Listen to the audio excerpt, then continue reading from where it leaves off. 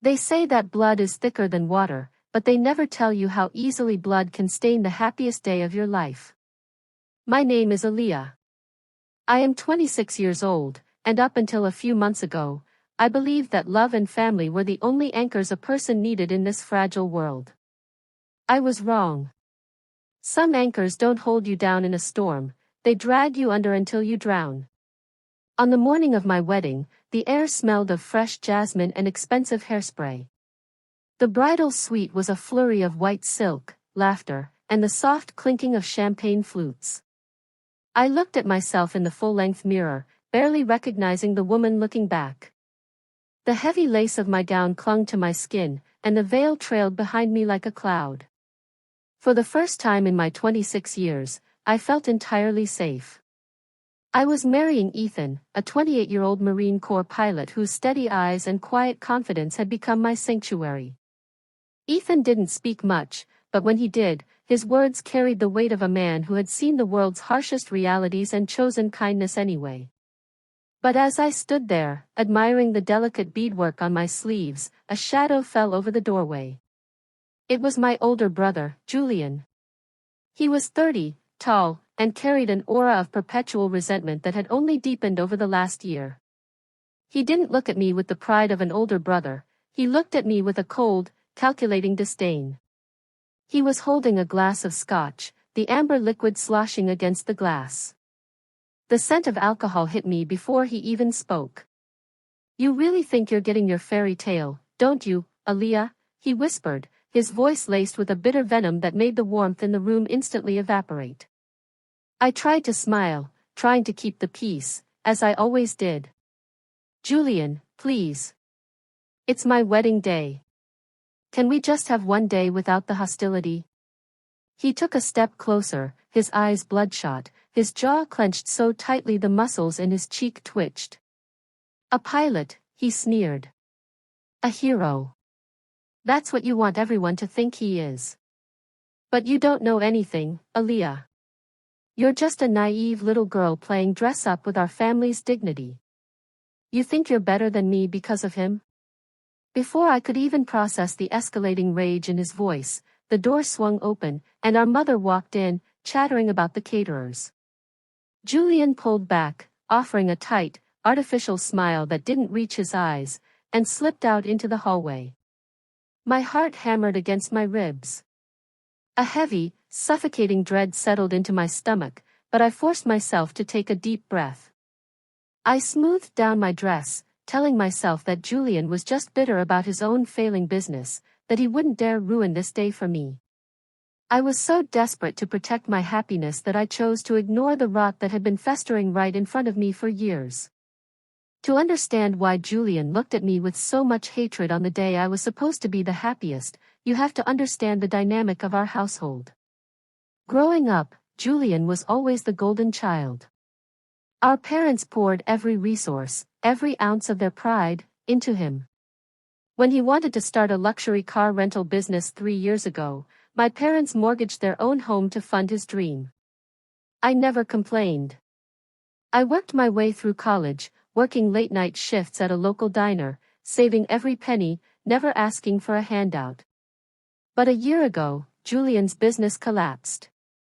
It wasn't just bad luck, it was negligence and greed. He had taken loans he couldn't repay, hiding the truth from everyone until the collectors came knocking at my parents' door. The burden of saving our family's home fell squarely on my shoulders. I sacrificed my savings, working 70 hours a week to pay off his hidden debts, while Julian watched from the sidelines, his pride morphing into a twisted, venomous envy. He couldn't handle the fact that the sister he always looked down upon was now the one holding the family together. And then, Ethan entered my life. Ethan was everything Julian wasn't: responsible, disciplined, and genuinely selfless. As a Marine pilot, Ethan lived by a strict code of honor. When he saw the pressure I was under, he didn't just offer emotional support, he stood by me like a fortress. My parents quickly grew to love Ethan, often comparing his integrity to Julian's reckless failures. That was the catalyst. Julian didn't see Ethan as a brother-in-law, he saw him as a threat, an outsider who had exposed his inadequacy just by existing. The tension had been building for months, simmering beneath the surface during tense family dinners where Julian would make passive-aggressive comments about military boys who think they own the world. Ethan always handled it with a calm, respectful nod, never stooping to Julian's level. I thought Ethan's patience would defuse the bomb. I didn't realize it was only making the fuse burn faster. The wedding ceremony itself felt like a beautiful, hazy dream. As I walked down the aisle, the soft melody of the strings filled the chapel, but my eyes were locked entirely on Ethan. He stood at the altar in his crisp dress uniform, his posture immaculate, a gentle smile softening his features. When he took my hand, his palm was warm and steady. In that moment, the anxiety that Julian had planted in my chest earlier that morning completely dissolved. I forgot about the debts, the family tension, and the bitter words spoken in the bridal suite. I felt invincible. It wasn't until the reception began at a historic estate on the edge of town that the cracks in the facade began to reappear. The grand ballroom was filled with over 100 guests, our extended family, childhood friends, and several of Ethan's fellow Marine officers. The atmosphere was vibrant, filled with the aroma of roasted garlic, rosemary, and the sweet scent of the floral centerpieces. But as I mingled with our guests, laughing and accepting congratulations, I noticed Julian standing near the bar. He hadn't changed out of his suit, but his tie was loosened, and he was already on his third or fourth drink. He was deep in conversation with a man I didn't recognize, a man with sharp features and a tailored suit who looked completely out of place among our family. I watched as Julian gestured aggressively toward the head table where Ethan's military achievements and dress cap were displayed. Julian's face was flushed, his voice carrying an angry, jagged edge over the soft background music. I excused myself from my aunts and walked toward the bar, intending to quietly ask Julian to slow down on the alcohol. But as I approached from behind a large marble pillar, I caught the tail end of their conversation. "He thinks he's untouchable because of that uniform," Julian muttered to the stranger, his voice thick with malice. "But I know where the money for this wedding came from. He's dirty, Marcus. He's using government contacts to clear those overseas transport routes we talked about. I just need the final confirmation from his logbook." The stranger, Marcus, took a slow sip of his drink. "If you're wrong about this, Julian, it's your neck on the line. A Marine pilot flying unauthorized cargo is a federal nightmare. If you want me to buy out your remaining debt, I need proof, not jealousy." "I'll get you the proof tonight," Julian hissed, his hand gripping the bar counter so tightly his knuckles turned white. "He leaves his briefcase in the bridal holding room during the reception. I'll get the logbook codes." My breath caught in my throat. My heart began to race so violently I could hear it pulsing in my ears. Julian wasn't just bitter, he was spinning a dangerous, delusional web of lies to save his own skin. He was trying to frame Ethan for some sort of illegal smuggling or transport scheme just to get a shady investor to clear his own business debts. The sheer audacity of it made me dizzy. Ethan was a man of absolute integrity, he would never jeopardize his career, his country, or his honor. I stepped out from behind the pillar, my voice trembling but sharp. "Julian." Both men froze. Marcus quickly adjusted his jacket, gave a polite, icy nod, and vanished into the crowd. Julian turned to face me, a smug, careless grin spreading across his face, though his eyes held a flicker of panic. "Aaliyah. Look at you, the beautiful bride," he said, mockingly raising his glass. "Shouldn't you be dancing with your captain?" "What are you doing, Julian?" I whispered, my voice shaking with a mixture of fear and fury. "Who was that man? What lie are you trying to construct about Ethan?" Julian's grin vanished, replaced instantly by a cold, hardened stare. He leaned in close, the smell of scotch suffocatingly strong. "I'm not constructing anything, little sister. Your perfect husband isn't a saint. And if I have to bring him down to lift myself out of the hole you all left me in, I will." Now go back to your party. He pushed past me, brushing his shoulder against mine so hard it nearly threw me off balance. I stood there alone by the bar, the joyful sounds of the wedding reception sounding suddenly distant and distorted, like music playing underwater. The slow burn dread had officially ignited into a terrifying reality. I tried to shake off the cold dread settling deep into my bones. I looked across the crowded ballroom and saw Ethan laughing with his father, his smile genuine and free of the malice that seemed to follow Julian like a second shadow. I told myself that Julian was just desperate, spinning empty threats to impress a shady investor. He didn't have access to Ethan's military life. He couldn't hurt us. But the unease lingered, a silent current underneath the music and the laughter. An hour later, the coordinator announced the cutting of the cake. The room erupted into applause as Ethan and I took our places behind the grand, multi-tiered confection.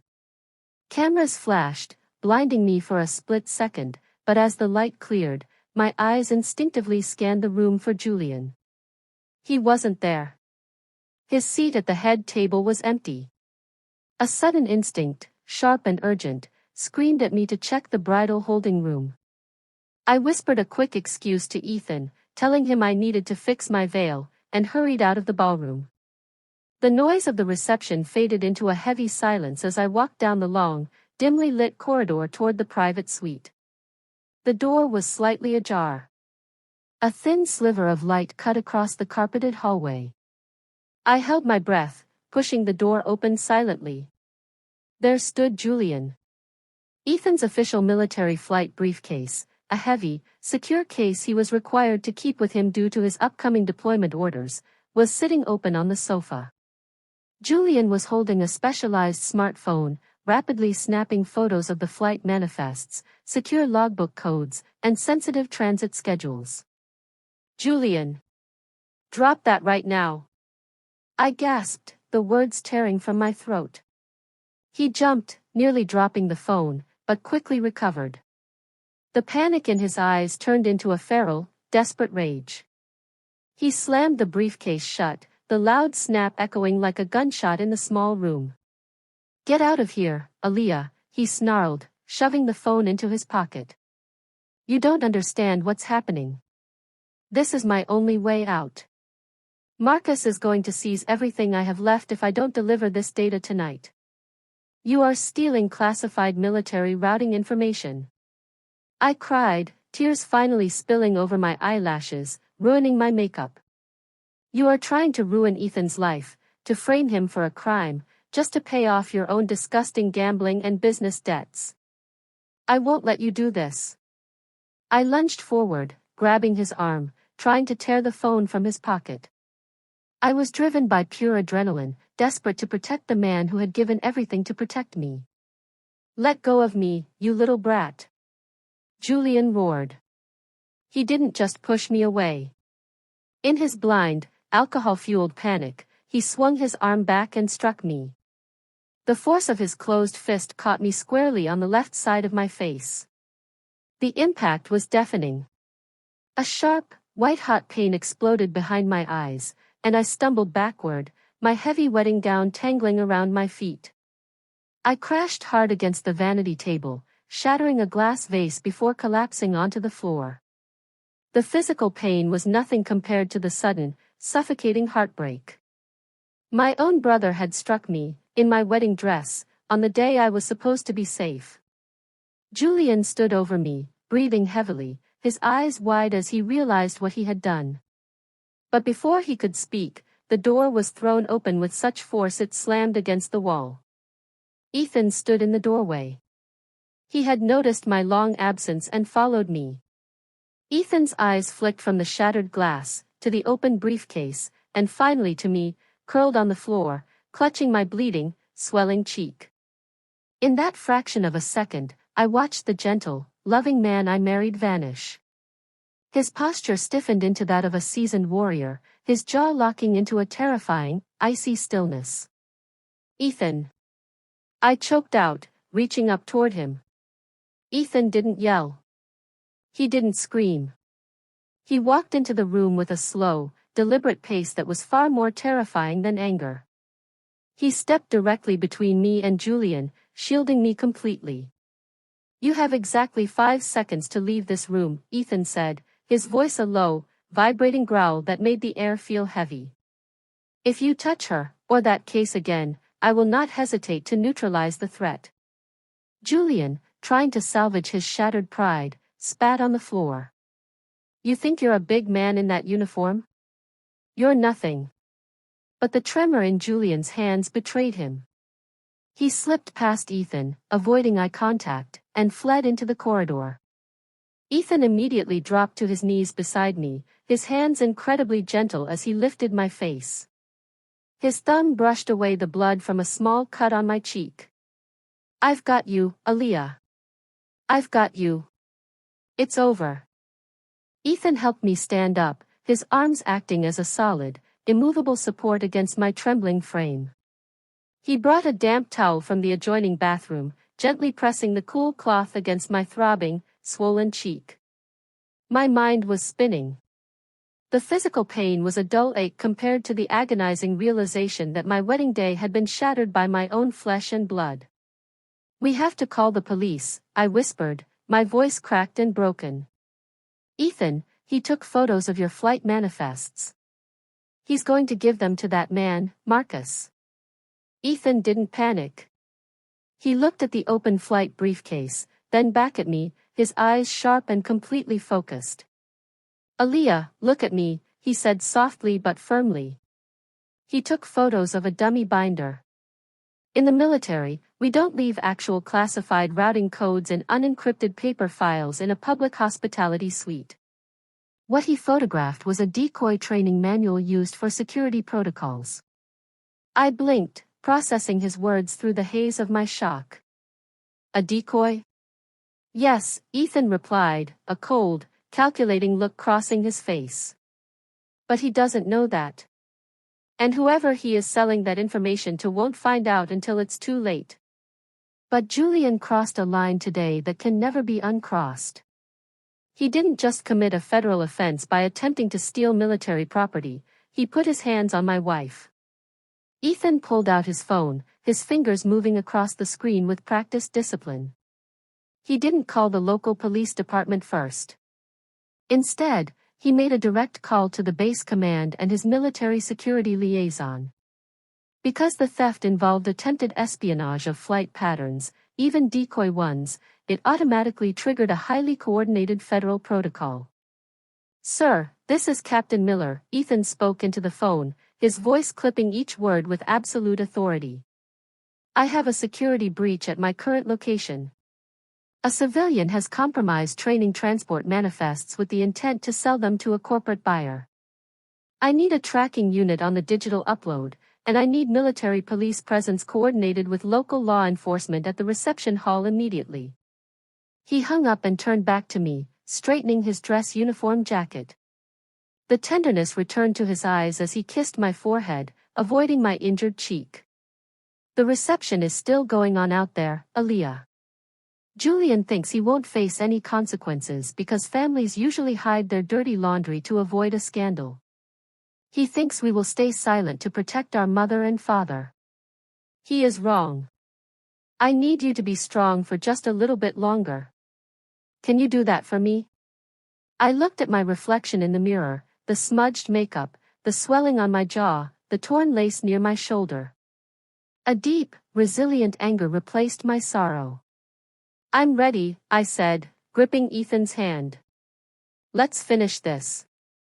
We walked back into the ballroom hand in hand. The transition from the quiet, tense holding room to the brightly lit, roaring celebration was jarring. The band was playing a lively jazz standard, and guests were laughing, completely unaware of the storm that was about to break. Julian was back at the bar, looking visibly relieved. He was sweating, his glass shaking slightly as he took a deep drink, occasionally glancing over at Marcus, who was waiting near the exit doors. Julian thought he had won. He thought he had secured his financial freedom at the expense of our lives. Ethan didn't make a loud, chaotic scene. He walked directly to the DJ booth, politely taking the microphone from the announcer. The music abruptly cut out, replaced by a sharp screech of feedback that instantly drew every eye in the room toward the stage. "Ladies and gentlemen, family and friends," Ethan's voice boomed through the speakers, calm, steady, and terrifyingly clear. "I apologize for interrupting the celebration, but before we proceed with the rest of the evening, we have a vital matter of security and honor to address." The room grew dead silent. My parents froze at their table, their forks hovering in midair. "A few moments ago, a serious crime was committed in the private suite," Ethan continued, his eyes locking directly onto Julian, who had turned entirely pale, his glass freezing at his lips. "An individual attempted to steal military transport data from my deployment briefcase to sell to a corporate entity. When my wife, Aaliyah, caught him in the act, this coward struck her in the face to secure his escape." A collective gasp echoed through the ballroom. My mother gasped, covering her mouth, while my father stood up, his face red with confusion. "Julian," Ethan said, his voice dropping an octave, echoing with absolute authority. "Step forward." All heads snapped toward the bar.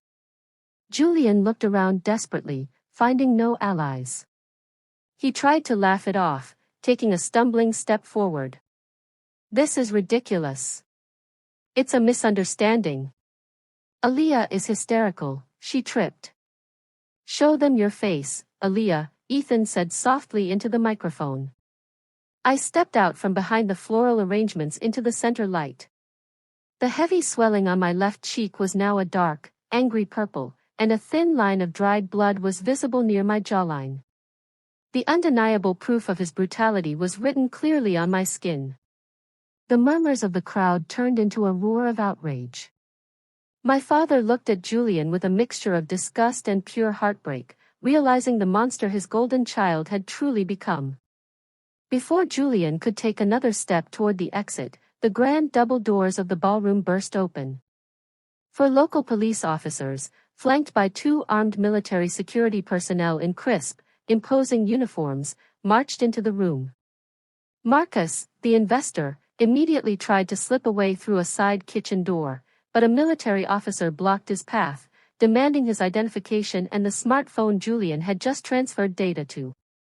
Julian panicked, attempting to run toward the back exit, but the local police officers moved with practiced speed. Within seconds, Julian was forced against a decorated marble pillar, his arms pulled violently behind his back. The sharp, metallic click of handcuffs fastening around his wrists echoed through the silent ballroom. "Julian Vance, you are under arrest for domestic assault and grand theft," the officer recited his rights, his voice echoing off the high ceilings. Julian screamed, cursing at me, cursing at Ethan, his voice cracking with desperation as he was dragged past our weeping mother and our defeated father. He had sought to destroy our future to save his own, but instead, he had exposed his malice to everyone who had ever believed in him. The ballroom emptied slowly, leaving behind a heavy, echoing silence. The beautiful decorations, the half-eaten cake, and the scattered flower petals felt like remnants of a completely different life. My parents sat at the head table, their heads buried in their hands, weeping not just for the shame brought upon our family, but for the realization of the monster they had enabled. I felt a deep ache in my chest, but for the first time in years, I didn't feel the urge to fix it. Some things are meant to break so that you can finally walk away from the pieces. Julian was ultimately charged and convicted of assault and felony theft of military property. Because the data he stole turned out to be dummy information, he avoided federal espionage charges, but the legal system still held him accountable for his actions. Marcus vanished into the legal system as well, his shady corporate investments pulled into a federal investigation. My parents lost their golden child, but they finally gained eyes to see reality. They apologized to me, tears streaming down their faces, realizing the immense sacrifices I had made while Julian had only brought destruction. I forgave them, but I also established a firm boundary. I was no longer the emotional or financial shield for this family. Ethan and I left for his deployment 2 weeks later. As we stood on the tarmac, the engines of the military transport planes roaring in the distance, I looked at my husband. The bruise on my face had faded into a faint, yellowish mark, but the strength inside my spirit had grown permanent. He had saved me, not just from Julian's fist, but from a lifetime of silent compliance. We rebuilt our life on a foundation of absolute truth, honor, and mutual respect. Looking back at that chaotic night, I learned a vital lesson. True family isn't defined by the blood running through your veins, it is defined by the respect, love, and protection people show you when the masks come off. You cannot heal a relationship by destroying yourself to keep someone else comfortable. Thank you for listening to my story on Broken Trust Stories. It takes a lot of courage to share the deepest wounds of our lives, but I believe that by speaking our truth, we find our freedom. Sometimes, the people we are most desperate to protect are the very ones tearing our lives apart from the inside. It is a painful realization, but a necessary one if we want to live a life of peace and dignity. Now, I want to ask you a question, and I want you to answer me honestly from your heart. Would you have exposed your own brother in front of your entire family to protect your spouse, or would you have stayed silent to avoid a public scandal? Tell me your thoughts in the comments below. Let us talk, heal, and grow together. If this story touched your heart, please subscribe to Broken Trust Stories, share it with someone who needs to hear it, and leave a comment. Until next time, stay strong, protect your peace, and take care of yourselves.